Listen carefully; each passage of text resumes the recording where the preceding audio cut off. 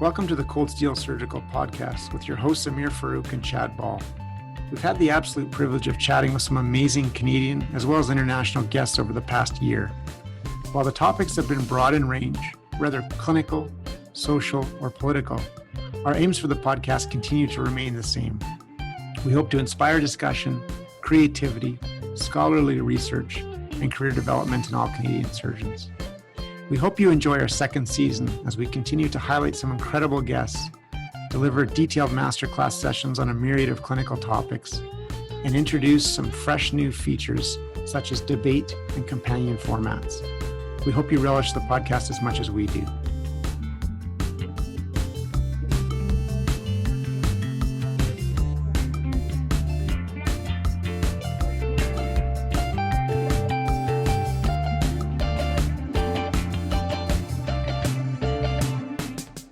Jessica Grossman is a digital marketer, actress, and model. She also is a powerful advocate for patients with Crohn's disease, and she specifically has done so much to destigmatize what it's like to live with a stoma, which is a surgically created opening that allows stool to exit the body into a bag. Her work with her website, uncoverostomy.org, has garnered widespread attention and is an incredible resource for patients with inflammatory bowel disease. In this episode, we explored what it's like to live with a stoma from Jessica's perspective, and what physicians and surgeons can perhaps do better when counseling patients who might have or might need a stoma. Check out Jessica on Instagram and Twitter at Jess Grossman. If you're comfortable with sharing with us your journey, can you talk to us a little bit about your experience with Crohn's and how that has evolved in your life? Yeah, I mean, I love that you're asking if I'm comfortable when I'm basically naked on my Instagram showing off my ostomy. So definitely comfortable talking about it. Well, I was diagnosed with Crohn's disease at the age of 9. I was actually sick starting around the age of 8, and I was always a kid who liked sweets. And my parents, I was young, so this is from what my parents told me. But they remember there was one night when I didn't want dessert, and it started to make them a little concerned. And I was having stomach pain and just wasn't eating as much. And I still to this day can't even remember why I did this, but for some reason I got on the scale and I had realized that I had lost 5 pounds. And so my mom, obviously, an 8-year-old should not be losing weight. So my mom took me to the family doctor, who then referred me to a GI specialist at Sick Kids, and then I started to have a bunch of tests done. And so by the time I was diagnosed, I was 9. But my dad's brother, my uncle, had Crohn's since he was 13, so we kind of already suspected that that's what I had, but just needed it to be confirmed. And after both a scope up and a scope down, it was determined that I did have Crohn's disease. And I was relatively okay between 9 and 13 or 9 and 11. I was, on different medications, went to school, had to, not eat stringy vegetables or seeds or popcorn or anything like that. I still remember my mom used to peel strawberries for me because I couldn't have the seeds, but she didn't want me to miss out on strawberries. So she put in a lot of effort into my food. And then when I was 11, there was one week where I had a stomach bug, and it was completely different than Crohn's. Like, I could tell the difference, but it never really went away. It had flared up my Crohn's, and it just kind of threw my whole body for a loop. I was supposed to go to sleepaway camp at the age of 11, and I was late by a week because of how sick I was. And then my parents really thought, just go. It's new kids and, a new experience, try it out. And they thought I was just kind of being nervous, but I still just really wasn't feeling well. And I basically I can't even remember how long, because I slept every single day and night at this camp, running to the bathroom, which was unfortunately up a hill and a little bit of ways away from the cabin that I was sleeping in. So I had to do that for a couple of nights and ended up in the nurse's cabin, and it was just a bad situation. So my parents came and picked me up, and then essentially I was taken to Sick Kids Hospital, where I spent the better part of 2 years living there, going through more tests, more medications, more diets. I was on, NPO for a while. I even ended up having my own IV machine at home. They sent me home to hope that I could go to school, where I would be plugged in to TPN at night and unplugged to go to class, throughout the day. But things just ended up getting worse and worse. None of the medications were working. I was bleeding more. I was extremely tired. I was bloated from steroids. And, at the age of 13, the surgeon at the time, Dr. Langer, who's actually a family friend, came in and sat down and asked me, if I would be okay having ostomy surgery, and that, if I didn't, there was a good chance that I was going to die. And so I said, yes, like better than what's happening now. And on January 30th, 2003, I had ileostomy surgery. Now here I am. That's an amazing story, Jessica. And to be honest, every time you tell that, you tell it with such grace and elegance and enthusiasm. Maybe is the wrong word, but that's really how it feels. You're remarkable. And I'm curious, at a 30,000 foot level, and you can go deeper if you want. Having a chronic illness sort of defines so many aspects of so many people's lives. I think it's safe to say, and you've clearly, as we've heard, done so many amazing things and continue to be an advocate on the medical side, but do so much more in your life. I'm curious how having a chronic disease that certainly you're now maybe ahead of has really impacted your view of life and how you interact with all the obstacles that come in life, including, say, COVID and everything else we're dealing with, Yeah, well, specifically to the COVID thing, it's funny because I haven't left in a while. I know we'll speak about that later, but everyone's like, "Are you going crazy?" And I'm like, I trained for this. I spent 2 years in a hospital. Like, I'm so used to being in a bed. This is, I have a bigger condo. I'm totally fine. Yeah. And now we have portable video games. I didn't really have that back then. I'm old, right? So yeah, you're almost a different experience. That's right. You're almost COVID special forces now, eh? Yeah, exactly. That's great. Exactly. But just in terms of how the illness kind of defined me, I don't think it defines me. When I explain who I am to people or I introduce myself, that's not part of how I do that. But I think it's turned me into the person that I am. It's really given me the ability to push through pain, to, focus and get things done, to make tough decisions. You really have to mature quickly when you're sick, and figure out how to get through life. Even as a kid, I still had to do school. And, even though I was given a lot of help and ways around it, I still tried to study. I still knew that I couldn't be left behind because of this. And so I guess just the skills that I developed from that were just skills that have turned me into who I am today. Yeah, it's amazing. Whatever you're doing, keep doing it. I'll tell you that. You mentioned Dr. Langer, and obviously you're talking about Jack Langer, who has had contributions to a lot of our training that have come through Toronto, and of course his dad Bernie Langer is an icon in the specialty that I work in. So two pretty amazing gents and an amazing family. But if I push you a little bit and ask you, when you talk about him coming as a family friend, sitting at your bedside and sort of giving you that semi option of moving towards a stoma, I'm curious about two things. Number one, how did Jack do that? How did he frame it? How did he table it to you? And then part two is, for those of us that either do a lot of that or do a little of that, what are some of the sentinel points and recommendations you'd have for that conversation? Whether there are things that maybe can be done better, or typically the opposite of that as well. Mm-hmm. Okay, there's a lot there. So first of all, when I say Jack was a family friend, I was 13, so I didn't have family friends. My parents did, so I wasn't that well acquainted with him, but they were. Which I guess helped them feel more comfortable with the situation. So me sitting down with him was actually the first time I had really met him, except maybe when I was really young. But I knew that he was connected to my family, so I did feel a little bit more comfortable. But I was on a lot of painkillers, and I had such a low hemoglobin that everything was a blur. So the only thing that I really remember from that time was me being in this bed, him sitting very close beside me, and him saying, this is the choice that you have to make. Your parents have said that this is your choice.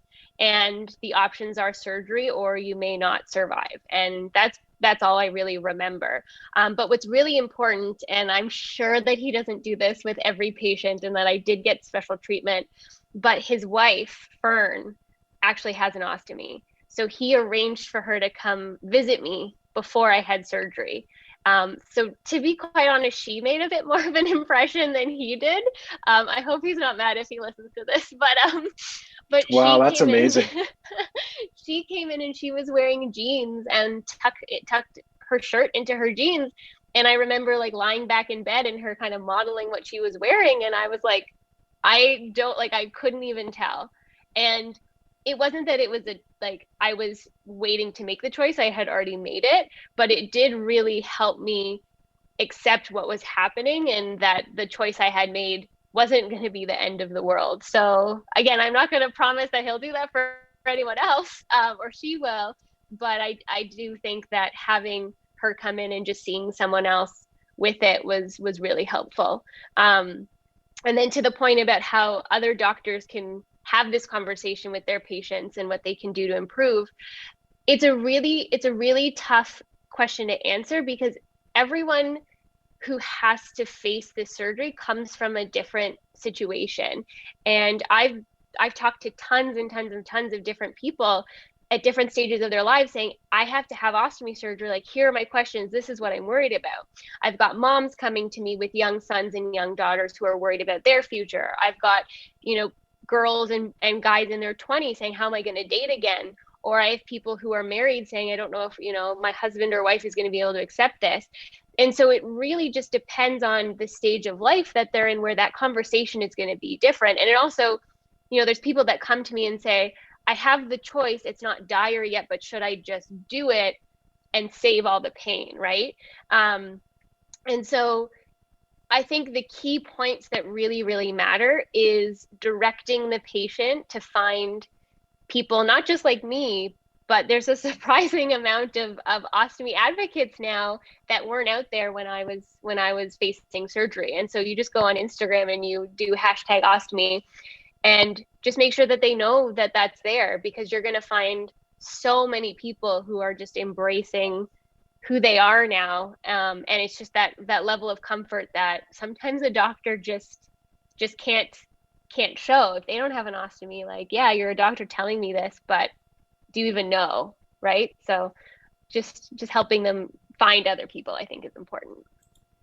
Yeah, that whole point about, like, do you even know? I mean, we can talk about these abstract things like, recurrence rates or bleeding or complications, but do I really know what it's like to live with a stoma? Absolutely not.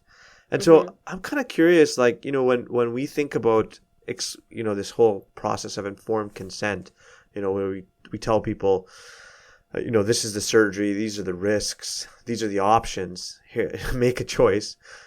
How and obviously you just said this discussion needs to be tailored to the patient, but how do you think about, when we're giving that kind of information to people, like, do you think that telling every patient all the risks and going through that in such detail is critical for everybody? I mean, we certainly feel like that because we feel worried about the legal implications of it, but maybe we do people a disservice by going into all the risks and the benefits and giving them all these options when it's such a complex, confusing thing, even for us sometimes.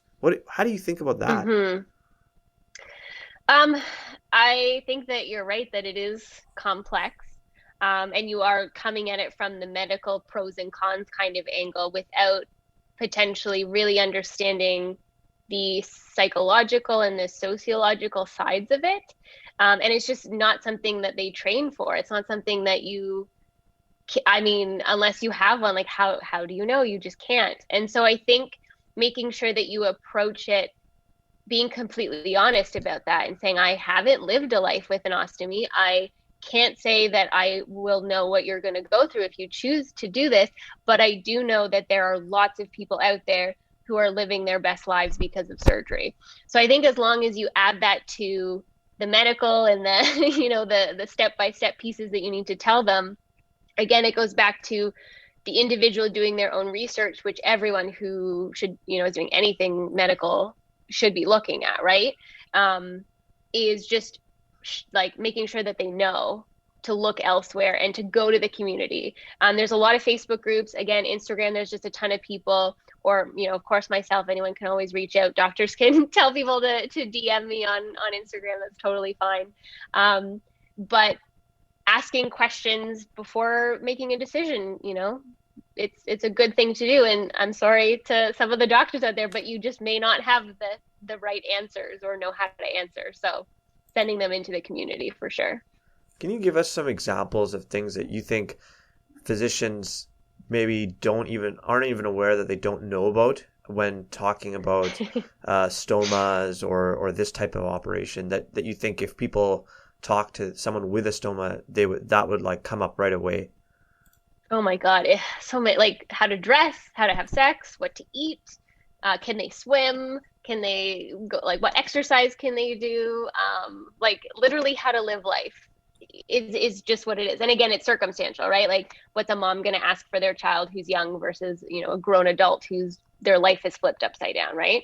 I think I always say I was really lucky that I had surgery when I did, because I hadn't fully developed into a human being with a routine and a schedule and, a social life.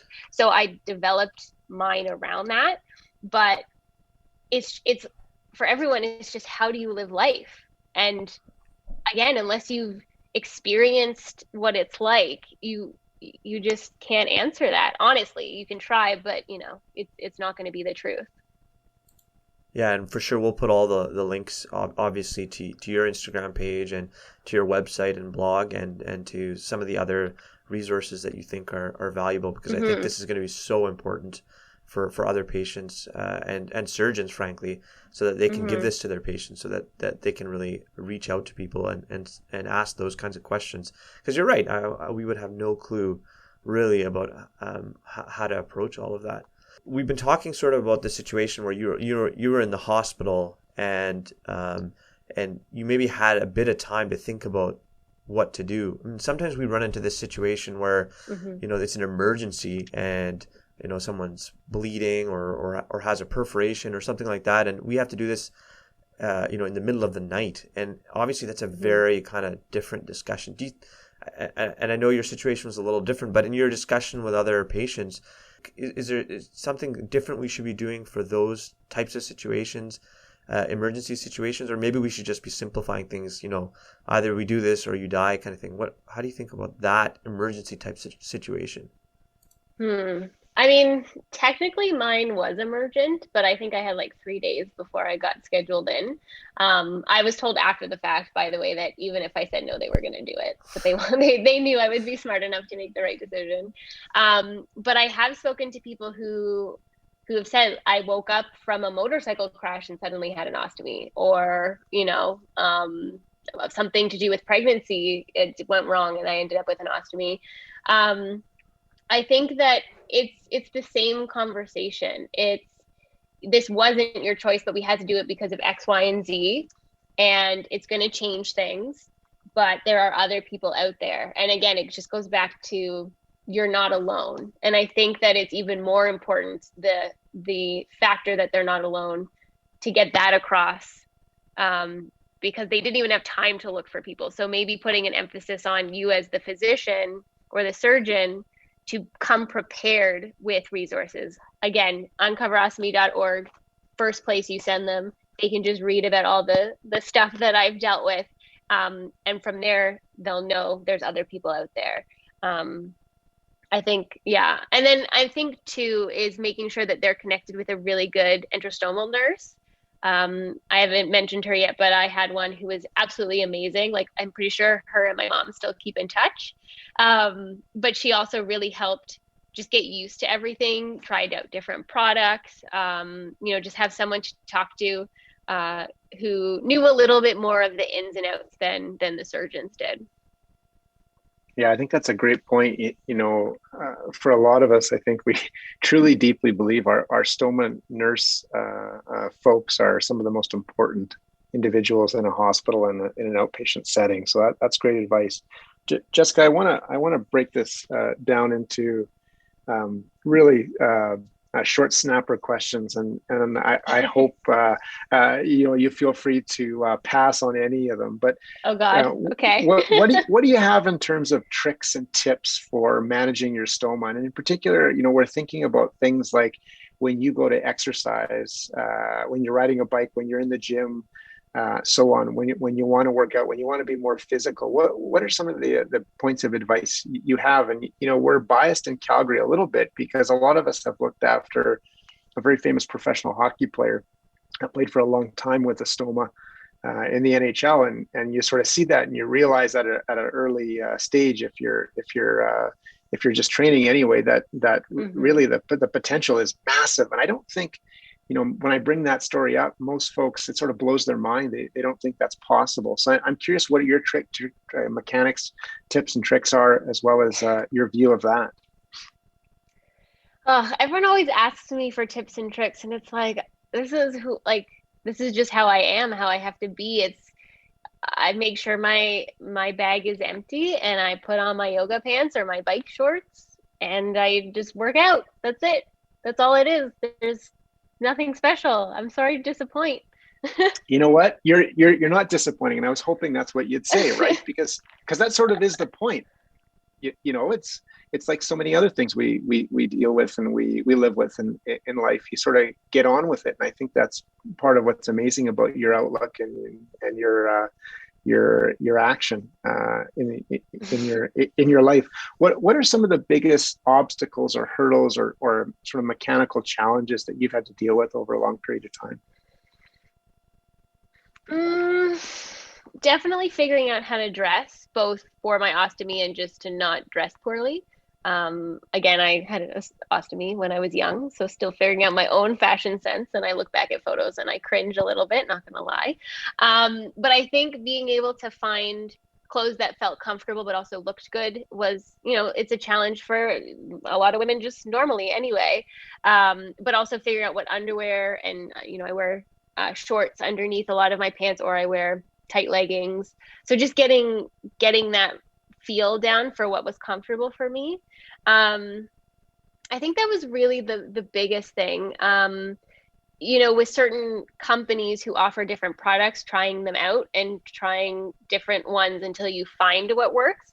I did find ones that worked really well, and then they stopped making them as well, so I had to switch. It's always scary to have to switch products for an ostomate because you get so used to something. But I was having a couple of malfunctions with some old products. But as long as, you try other things and find the best one that works, then everything's pretty easy after that. I know this is probably very individualized for the person and their body habitus, and where the stoma is, but are there any products that you really love and you find to be something that like a lot of people seem to like? Well, I can't name companies because that's how I get funding for Uncover Ostomy when I'm sponsored. So I'm not going to say anything, but I'm open to sponsorship if anyone wants to talk. But I have really opted for the closed end pouches, which most ET nurses are like, are you kidding? Like, you have an ileostomy. Like, how often do you have to empty it?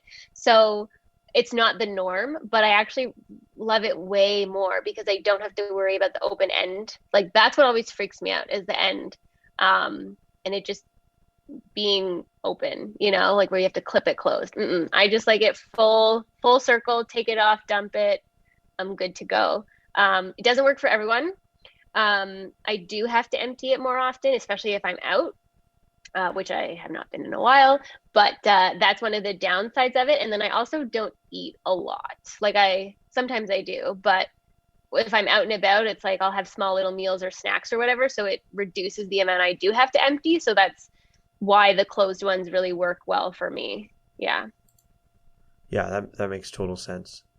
I wanted to draw attention, obviously, to your blog and to your website, uncoverostomy.org. It's been really fun in preparing for this to read through a lot of your entries and watch your videos. Like they're like remarkably frank blog posts and really enjoyable to read.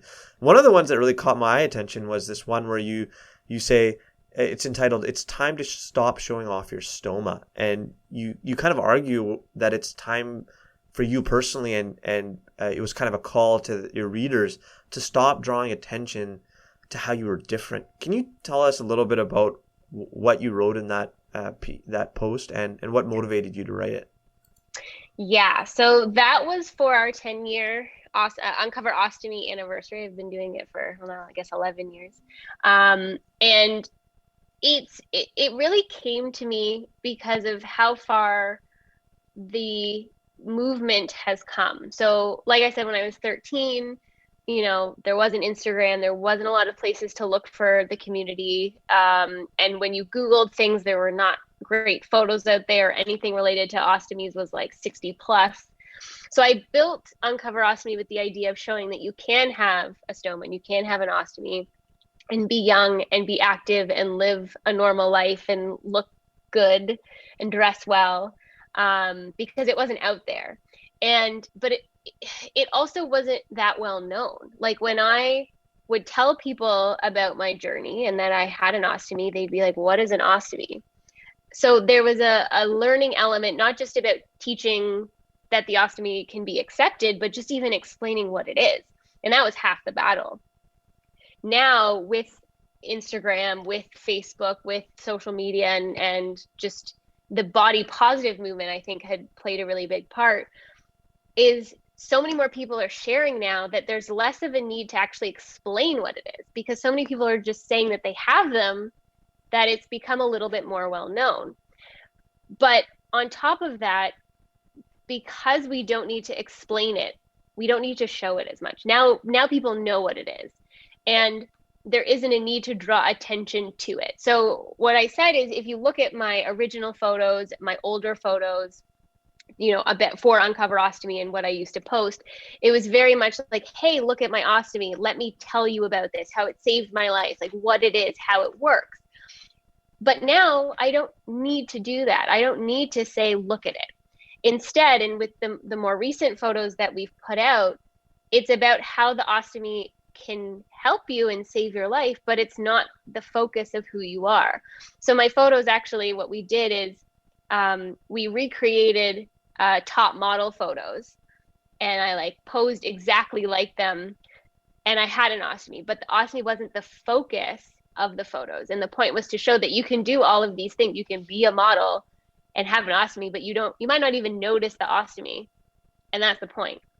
So, there are a lot of people who have made the ostomy their entire personal definition. Like that's the first thing they tell people about themselves. That's how they, decide is the most important thing about them and their lives.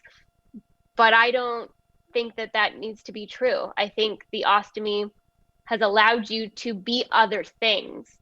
And so that's kind of what I'm trying to get out, is let it just be a thing that saved us. Let people know what it is. Now look at all the other things we can do because of it. And that's kind of what the point has been. I think for me, what that blog post really emphasized was that is sort of the message that I need to remember as a surgeon or as a physician talking to patients, is like, I think a lot of people are like you, that they don't want to be defined by the fact that they have a stoma, and there is so much more to life than focusing on this stoma, and you can go out and do amazing things like you have. So I really learned a lot from that post. So thank you. Thank you very much for doing it. You talked about starting the Uncover Ostomy blog, and congrats on 10 years. What else have you kind of learned from the process of doing this? Have there been any unexpected things that you've learned from doing the blog and putting yourself out there and talking about your journey? Things that I've learned? Yeah, like I'm curious if there have been things that have happened, or people, stories that people have told you that have surprised you, and things that you've learned about other people's experiences through doing this blog. Well, I mean, I've learned to not be surprised, because there's a lot that people have gone through and dealt with. I think I don't think this was a learning. I think this was just a really great story that I really like to tell. And I think it really speaks to the volume of that community element for patients and why it's important.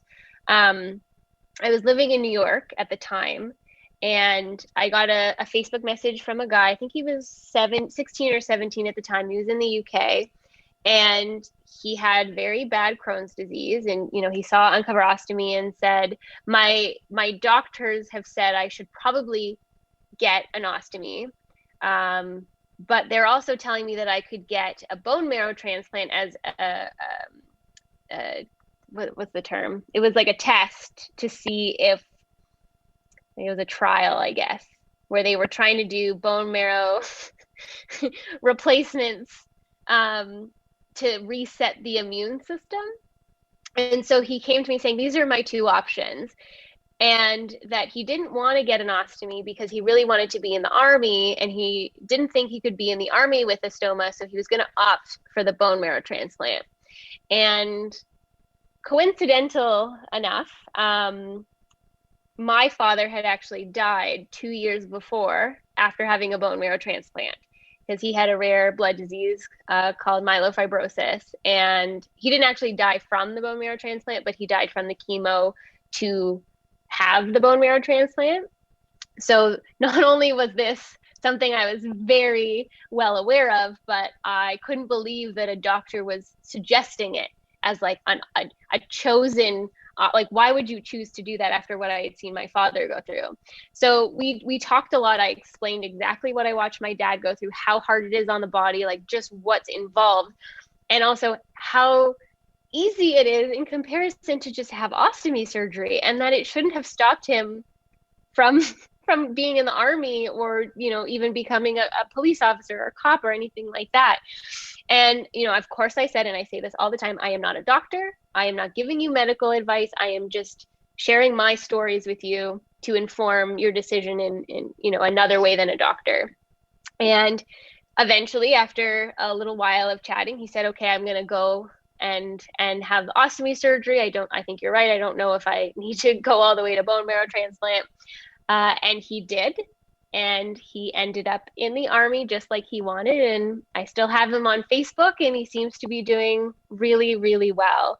And so I think what that taught me is really the power of having someone who just has been through it to talk through it, because you just can't beat someone having literally experienced both options. Yeah, that's a beautiful story. And I couldn't agree more. I think a lot of us as physicians and surgeons do a pretty poor job of connecting patients sometimes with some of these harder diseases, whether that's pancreatic cancer, or pancreatitis, or gastrointestinal diseases that you've described. And it's something I do think about on a daily basis. And some disease processes, as you know, have really good patient support networks and collegiality and collaborations, and other ones really don't. Mm-hmm. And I'm curious, how you've seen that progress or not progress with regard to inflammatory bowel disease over your pathway and your course. I mean, I will get emails from my doctor, from doctors who know me. Hey, can you talk to this patient? Sure, no problem, but they have to reach out to me. And that's the extent of it. Is I am an example that the doctors share as a potential option, and I coordinate with them. And it's only a couple because they know me, they have my email address, and that's it. That's all I've experienced is just, hey, you want to do this? Cool, yeah, I'll help. But there's no, at least from where I am and what I'm connected to, I haven't really been a part of a patient program. There was a support group at Sick Kids after I had surgery that I was enrolled in by my parents. They were really convinced that I'd have a really hard time mentally with the ostomy. Little did they know what I would become. But I think that was unique because it was Sick Kids, right? They have support groups for parents and kids for literally everything that you could imagine. But when it comes to more of the adult hospitals, it really is just an email between me and some doctors, and that's it. Well, it's amazing, again, as Amir said, that you're willing to put yourself out there and to have those interactions, because I have no doubt they're life-changing for a lot of the folks on the other end, given your dynamic personality and your experience. I'm curious if we come back to the comments about COVID. Um, I know you haven't been out of the house much except to get maybe your vaccine, but how has COVID affected, IBD patients, or you in particular, beyond the obvious stuff? How's it impacted your life? I mean, besides a couple times in March 2020 when we were all a little bit like, what's going on? Like unsure about it. And then going to my cottage a couple times and then going to the ER, because of course it wouldn't be an ostomy journey without an ER trip at some point. Yeah, I haven't left. And I think like I made the decision to take this extremely seriously for two reasons. One of them is obviously my health and knowing that I am immunocompromised, because when you don't have a colon, your whole system is not that great at fighting things. And so it was just a risk I didn't want to take. They don't know really if COVID is worse for IBD patients, but I didn't want to be the case study for that. And then the second reason is how many people are putting their lives on the line, and people that I know personally or professions that I have benefited from, like doctors and nurses and medical staff, they don't have a choice. And the little bit that I can do is to stay home. And I chose to do that to help them. And even if it's just me and my husband and everyone else is terrible and they're still going out and running around, at least it's two less people that are standing in the way of us getting rid of this. I wanted to sort of move towards the end there and ask you maybe a couple of philosophical questions. I'm curious if there was one or two pieces of advice that you could give someone really at any age demographic that's recently diagnosed with Crohn's disease. What would you tell them? What would that be? Oh, with Crohn's disease. I think what I would tell them is it will suck. It might suck for a while. You might wonder why you were one of the chosen ones to experience the wonders of Crohn's disease. But there are a lot of solutions to the problem. And maybe an ostomy is one of them. It is more on the severe end. But if that is where you end up, it is not the end of the world. It could be the start of a new one. Let me ask you the flip side of that. What are some of the pieces of advice that you would give physicians who look after patients with IBD, and in particular, maybe I don't know if this is too parsed and too nuanced, but at the surgeon side of things, and then maybe on the more long-term family physician and gastroenterology side of things as well? Oh, I've had very good care. So when I say this, it's not something that I've experienced, but it is that I've heard from others, is that physicians should listen and really, really listen to their patients, because IBD manifests in so many strange and weird ways beyond just gut health, that if someone who knows their body is saying that something is not right or something new has developed, to really listen to them and to really help figure out how to solve it, whether it's under your specialty or you need to bring in someone else, but they're your patient and they're dealing with something that may be really impacting their lives, and they're going to need you to help them. That's great advice. Thank you. You're right, and it's certainly not an excuse, but with how busy folks are and how rapid clinic visits can be, it's easy to slip away from that really important truth, no matter what we do, whether it's gastrointestinal disease or not. And I think that those reminders are always really important. So thank you. I was just going to say, I think one of the things that a lot of IBD doctors don't really think about, and again, not my personal experience, but is that you would never really think that Crohn's can affect so many other things, but the gut is really like a main part of the body that can manifest so many different ways. Like I have a lot of skin problems. I get migraines and headaches, and I'm sure it's related somehow to, my ability to absorb food. And so it's easy to kind of cast it aside as, it should be under this person or that person. But the gut really is the main part of the body that affects a lot of other pieces. So, yeah. Yeah, it's a great point, right? It's such a central hub. It's so important. Yeah, there's no doubt. Yeah, the last question we ask, Jessica, really of all of our guests, and it's always interesting to hear the answers, and I'm particularly excited to ask you about, I know it's a bit of a build-up, but I think it's pretty simple, which is, if you could go back and visit your younger self, and the time point is up to you, whether that's at your initial diagnosis or beyond that. What advice would the experienced and mature you have given yourself back then? Oh God.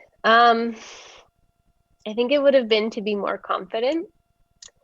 I didn't find my confidence until I finished high school. It didn't really have anything to do with my ostomy. I was just always a weird kid, and then getting sick definitely didn't help. But in some weird way, I think my ostomy gave me a weird confidence eventually, that it would have been fun to have been more confident earlier on. I think it could have saved a lot of time and effort if I had loved myself when I was younger than when I had finished high school, for sure.